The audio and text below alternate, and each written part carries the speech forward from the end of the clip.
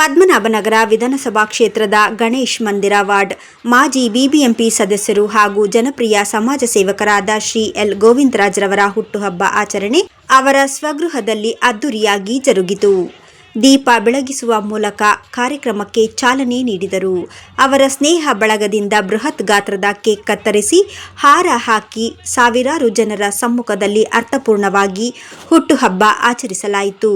ಇದೇ ವೇಳೆ ಪೌರ ಕಾರ್ಮಿಕರಿಗೆ ಸೀರೆ ವಿತರಿಸಿದರು. ಈ ವೇಳೆ ಮಾಜಿ ಬಿಬಿಎಂಪಿ ಆಡಳಿತ ಪಕ್ಷದ ನಾಯಕರಾದ ಎನ್.ಆರ್. ರಮೇಶ್, ಕಾಂಗ್ರೆಸ್ ಮುಖಂಡರಾದ ರಘುನಾಥ್ ನಾಯ್ಡು, ಪ್ರಸಾದ್ ಬಾಬು, ಮಾಜಿ ಶಾಸಕ ಎಲ್.ಆರ್. ಶಿವರಾಮೇಗೌಡ, ಬಿಬಿಎಂಪಿ ಮಾಜಿ ವಿರೋಧ ಪಕ್ಷದ ನಾಯಕರಾದ ಎ.ಎಚ್. ಬಸವರಾಜ್, ವೆಂಕಟೇಶ್, ಅಂಜಿನಪ್ಪ, ಮಹದೇವ್, ಮುತ್ತುರಾಜು, ವಿಜಿರವರು ಸೇರಿದಂತೆ ಹಲವಾರು ಮುಖಂಡರು ಪಕ್ಷಭೇದ ಮರೆತು ಗೋವಿಂದರಾಜ್ರವರಿಗೆ ಹುಟ್ಟುಹಬ್ಬದ ಶುಭಾಶಯ ಕೋರಿದರು. ಮುಂದಿನ ದಿನಗಳಲ್ಲಿ ಗೋವಿಂದರಾಜ್ರವರ ರಾಜಕೀಯ ಭವಿಷ್ಯ ಪ್ರಜ್ವಲಿಸಲಿ, ಸಮಾಜ ಸೇವೆ ನಿರಂತರವಾಗಿ ನೆರವೇರಲಿ ಎಂದರು. ಸ್ಥಳೀಯ ಸಂಘ ಸಂಸ್ಥೆಗಳು, ದೇವಾಲಯದ ಪದಾಧಿಕಾರಿಗಳು ಗೋವಿಂದರಾಜರವರಿಗೆ ಜನ್ಮದಿನದ ಶುಭಾಶಯಗಳನ್ನು ಕೋರಿದರು.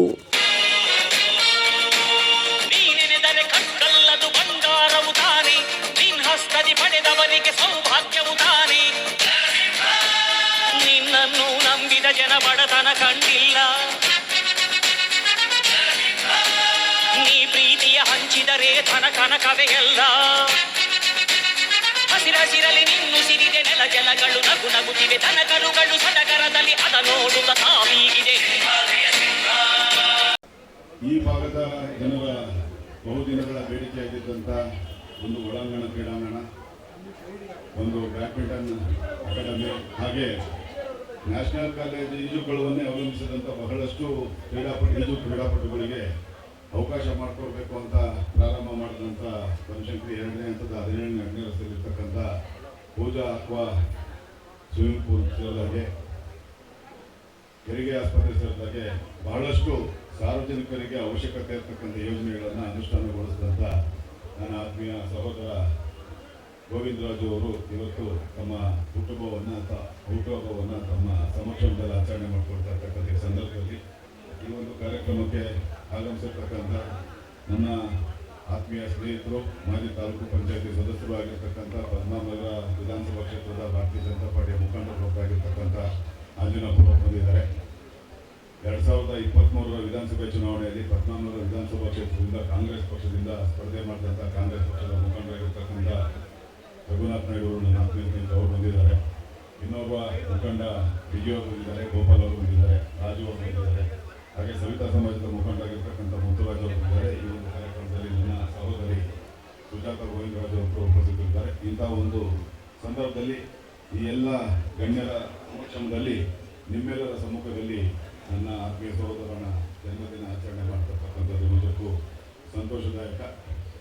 ಒಂದು ಆತನ ಸ್ನೇಹಿತನಾಗಿ, ಆತನ ಸಹೋದರನಾಗಿ ನನ್ನ ಆಸೆ, ಮಗುವಿನಂಥ ಮನಸ್ಸಿರ್ತಕ್ಕಂಥ ಸದಾಕಾಲ ಬಡವರಿಗೋಸ್ಕರ ತಮ್ಮ ಮನಸ್ಸನ್ನು ಮಿಡಿಯುವಂಥ ಅತ್ಯುತ್ತಮವಾದಂಥ ಹೃದಯವಂತಿಕೆ ಇರ್ತಕ್ಕಂಥ ಒಬ್ಬ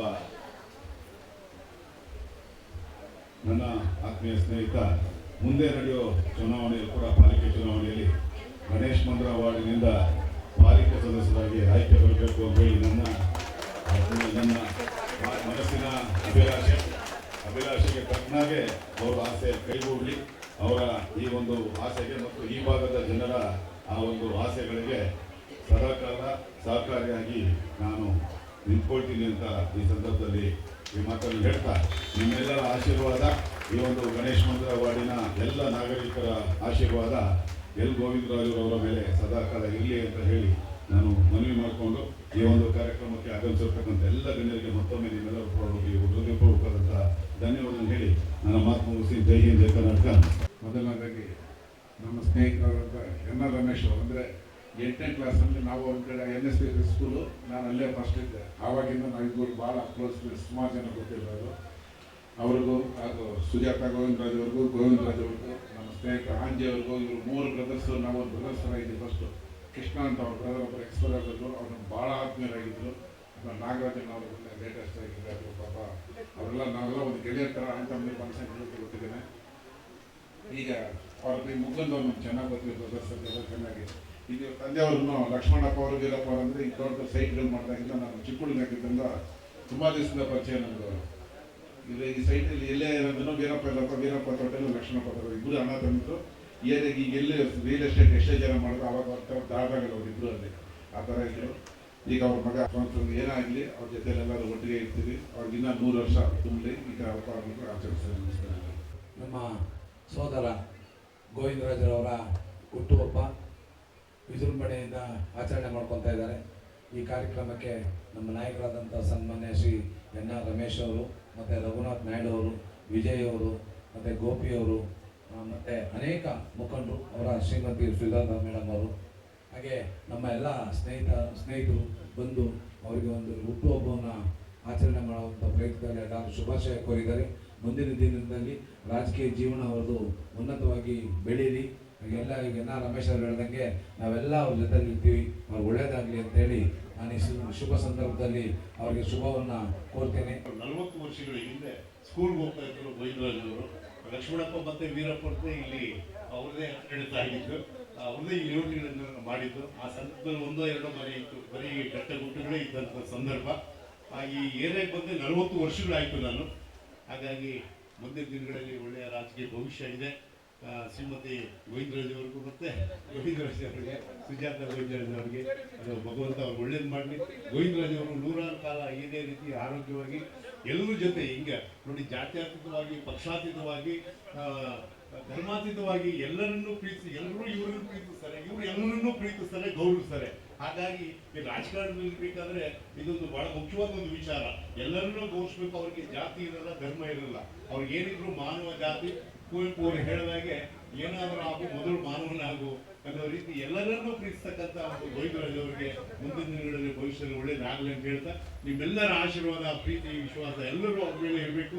ಭಗವಂತನ ಆಶೀರ್ವಾದ ಅವ್ರ ಮೇಲೆ ಇರಬೇಕು ಅಂತ ಆರೈಸ್ತಾ, ಗೋವಿಂದರಾಜ್ ಅವರ ಹುಟ್ಟುಹಬ್ಬ ಇವತ್ತು ತುಂಬ ಅದ್ದೂರಿಯಿಂದ ನಡೀತಿದೆ. ಅವರಿಗೆ ಮತ್ತು ಅವ್ರ ಕುಟುಂಬಕ್ಕೆ ಭಗವಂತ ಒಳ್ಳೇದು ಮಾಡಲಿ. ಮುಂದಿನ ದಿನಗಳಲ್ಲಿ ಅವರಿಗೆ ಒಂದು ಅಧಿಕಾರ ಆಗಲೇ 2010 ಕೌನ್ಸಿಲರು ಆಗಿದ್ದಂಥ ಗೋವಿಂದರಾಜರು ಮುಂದಿನ ದಿನಗಳಿಂದ ಅವ್ರಿಗೆ ಅಧಿಕಾರ ಮತ್ತು ಎಲ್ಲ ಒಳ್ಳೇದಾಗಲಿ ಅಂತ ಈ ಮುಖಾಂತರ ಶುಭ ಕೋರೋದಕ್ಕೆ ಸಂದರ್ಭದಲ್ಲಿ ನಮ್ಮ ಸುಜಾತ ಮೇಡಮ್ ಮತ್ತು ಗೋವಿಂದರಾಜರು ಹುಟ್ಟುಹಬ್ಬ ಈ ಸಂದರ್ಭದಲ್ಲಿ ನಾನು ನೋಡಿದಷ್ಟೇ ಎನ್.ಆರ್. ರಮೇಶ್ ಅವರು ಹೇಳಿದಂಗೆ ಅವರಿಗೆ ಭವಿಷ್ಯ ಇದೆ. ಅದನ್ನು ಅವರು ಅನುಕೂಲ ಪಡ್ಕೊಂಡು ಮುಂದೆ ಈ ಭಾಗದ ಕಾರ್ಪೊರೇಟರ್ ಆಗಲಿ ಅಂತ ಆಶಿಸ್ತಾ, ಅವರ ಹುಟ್ಟುಹಬ್ಬದ ಸಂದರ್ಭದಲ್ಲಿ ಅವರಿಗೆ ದೇವರು ಸುಖ, ಸಂಪತ್ತು ಮತ್ತು ಅವರು ನೆನೆಸ್ಕೊಂಡಿದ್ದೆಲ್ಲ ಈಡೇರಲಿ ಅಂತ ದೇವರಲ್ಲಿ ಪ್ರಾರ್ಥನೆ ಮಾಡ್ತೀನಿ.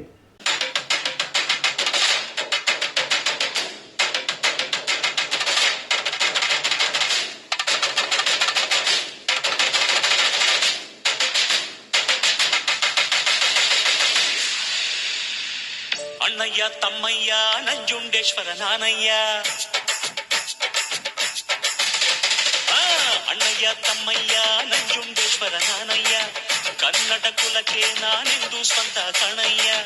ಅಣ್ಣಯ್ಯ ತಮ್ಮಯ್ಯ ನಂಜುಂಡೇಶ್ವರ ನಾನಯ್ಯ, ಕನ್ನಡ ಕುಲಕ್ಕೆ ನಾನೆಂದು ಸ್ವಂತ ಕಣಯ್ಯ. ಜಗಕ್ಕೆ ಶಿವನು ಒಬ್ಬ, ಇವನು ಕೋಟಿ ಗೊಬ್ಬ. ಜಗಕ್ಕೆ ಶಿವನು ಒಬ್ಬ, ನಿಮ್ಮಲ್ಲಿ ನಾನು ಒಬ್ಬ. ಉಪ್ಪು ತಿಂದ ಮನೆಗೆ ನನ್ನ ವಂದನೆ, ಆದರೆ ತಪ್ಪು ಮಾಡಿದವಗೆ ಕೊಡುವೆ ದಂಡನೆ. ಅಣ್ಣಯ್ಯ ತಮ್ಮಯ್ಯ ನಂಜುಂಡೇಶ್ವರ ನಾನಯ್ಯ, ಕನ್ನಡ ಕುಲಕ್ಕೆ ನಾನೆಂದು ಸ್ವಂತ ಕಣಯ್ಯ.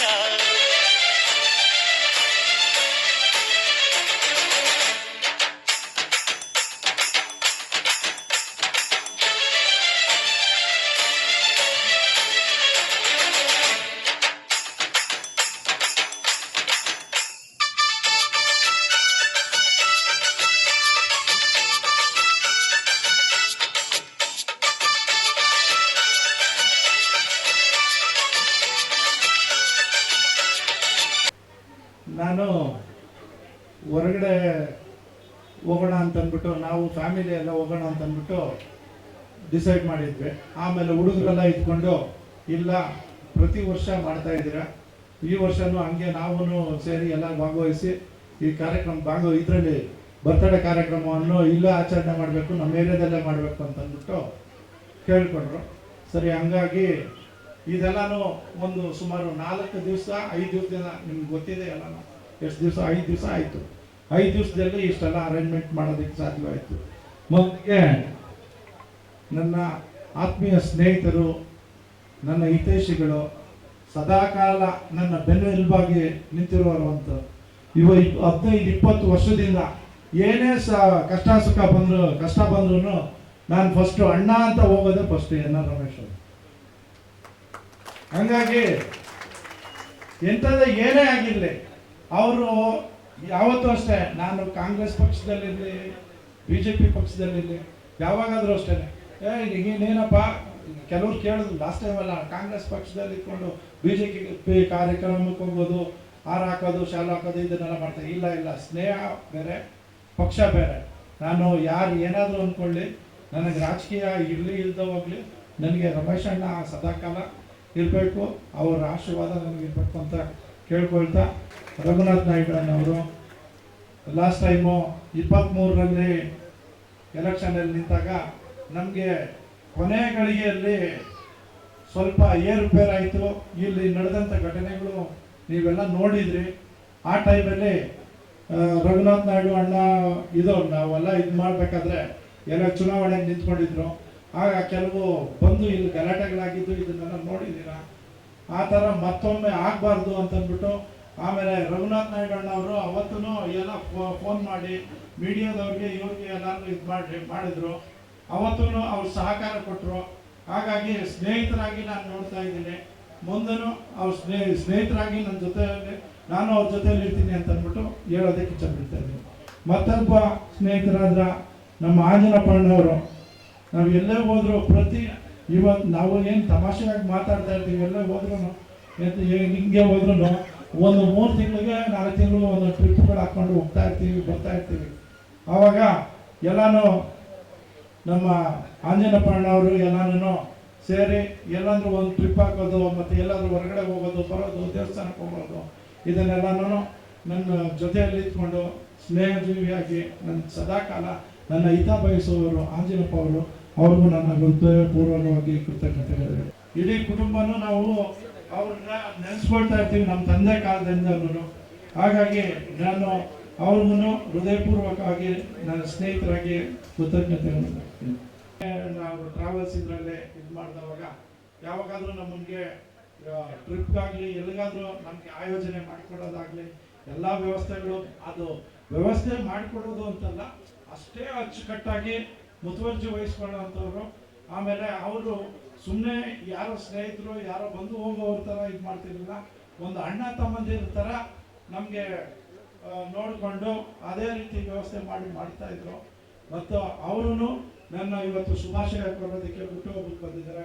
ಅವ್ರಿಗೂ ನನ್ನ ಹೃದಯಪೂರ್ವಕ ಕೃತಜ್ಞತೆ. ಯಾವುದೇ ಕಾರ್ಯಕ್ರಮ ಆಗಿರ್ಬೋದು ಎಲ್ಲ ಒಟ್ಟುಗೂಡಿ ನಾವು ರಘುನಾಥ್ ನಾಯ್ಡು ಸರ್ ಎಲ್ಲರೂ ನಾವೆಲ್ಲ ಒಟ್ಟುಗೂಡಿಯಾಗಿ ಸಮಾರಂಭಗಳಲ್ಲಿ ಎಲ್ಲನೂ ಆಯೋಜನೆ ಮಾಡಿಕೊಂಡು ಎಲ್ಲ ವ್ಯವಸ್ಥಿತವಾಗಿ ಅವರೆಲ್ಲ ಅವ್ರ ನೇತೃತ್ವದಲ್ಲಿ ರಘುನಾಥ್ ನಾಯ್ಡು ಅಣ್ಣ ಅವ್ರ ನೇತೃತ್ವದಲ್ಲಿ ಹೋಗ್ತಾ ಇದ್ವಿ.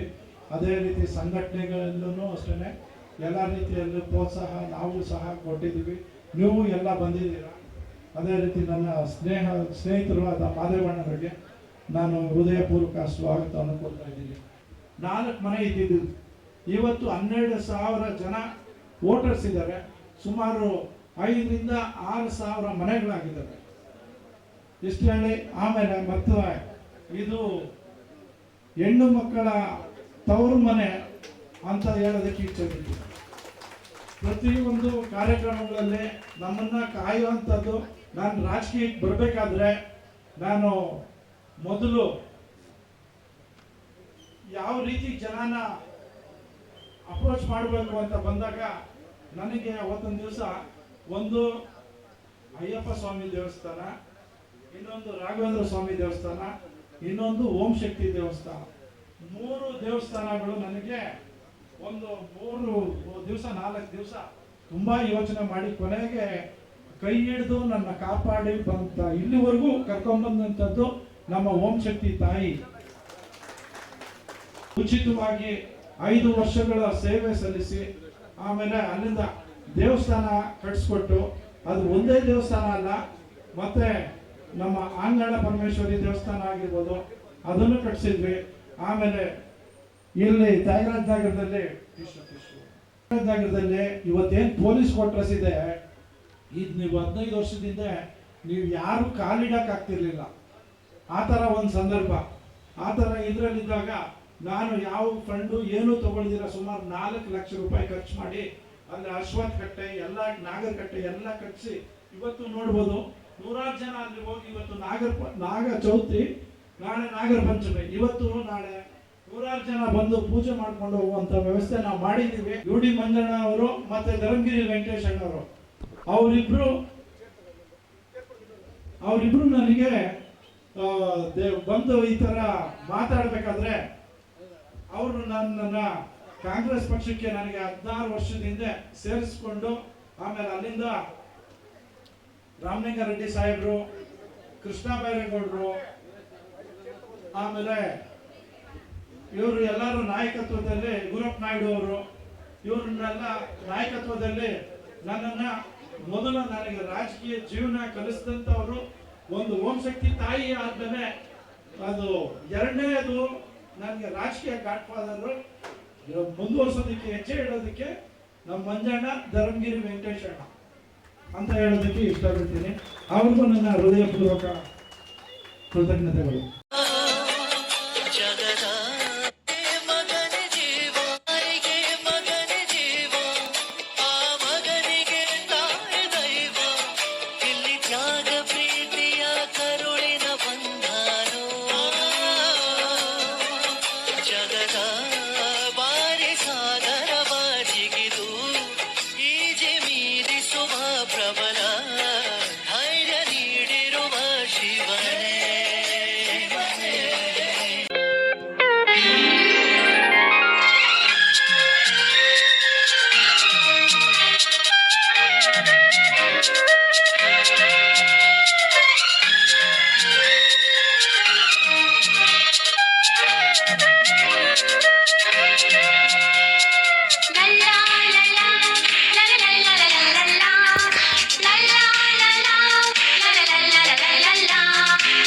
ನಗುತ್ತಾ ನಗುತ್ತಾ ಬಾಳು ನೀನು 100 ವರ್ಷ ಎಂದು ಹೀಗೆ ಇರಲಿ ಹರ್ಷ ಹರ್ಷ ಬಾಳಿನ ದೀಪ ನಿನ್ನ ನಗು ದೇವರ ರೂಪ